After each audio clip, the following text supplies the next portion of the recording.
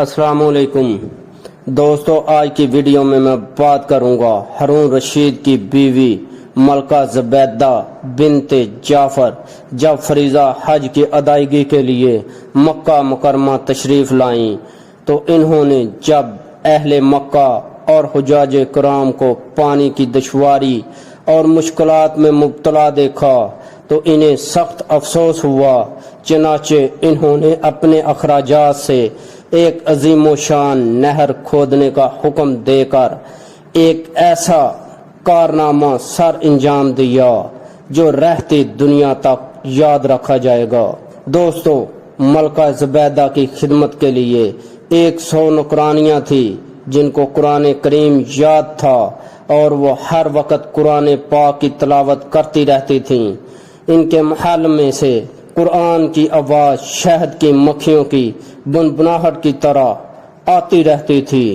سامعین، ملکہ زبیدہ نے پانی کی قلت کے سبب حجاج کرام اور اہل مکہ کو درپیش مشکلات اور دشواریوں کا اپنی آنکھوں سے مشاہدہ کیا تو انہوں نے مکہ میں ایک نہر کھدوانے کا ارادہ کیا۔ اب نہر کی کھدائی کا منصوبہ سامنے آیا تو مختلف علاقوں سے ماہر انجینئرز بلائے گئے۔ مکہ مکرمہ سے 35 کلومیٹر شمال مشرق میں وادی حنین کے جبال تاد سے نہر نکالنے کا پروگرام بنایا گیا۔ سامعین، اس عظیم منصوبے پر 17 لاکھ دینار خرچ ہوئے۔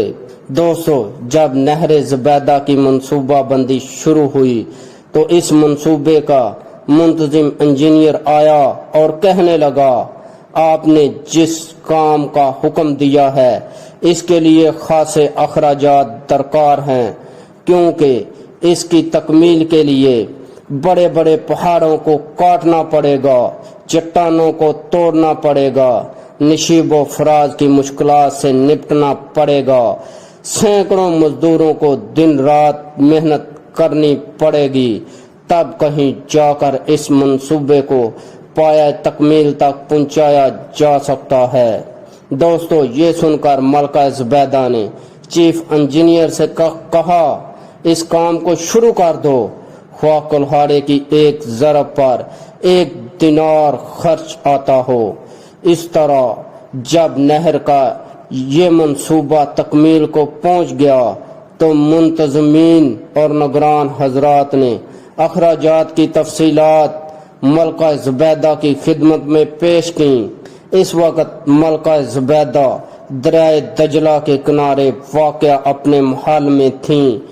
ملکہ زبیدہ نے وہ تمام کاغذات لیے اور انہیں کھول کر دیکھے بغیر دریا بردہ کر دیا اور کہنے لگیں، الہی، میں نے دنیا میں کوئی حساب و کتاب نہیں لینا، تو بھی مجھ سے قیامت کے دن کوئی حساب کتاب نہ لینا۔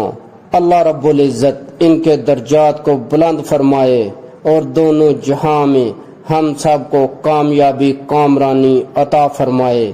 دوستو، امید کرتا ہوں آپ کو میری یہ ویڈیو پسند آئی ہوگی۔ اگر ویڈیو پسند آئی تو ویڈیو کو لائک کریں اور ہمارا چینل مہربان وائس ٹی وی سبسکرائب کریں اور مجھے اجازت دیجیے اگلی ویڈیو تک کے لیے۔ اللہ حافظ۔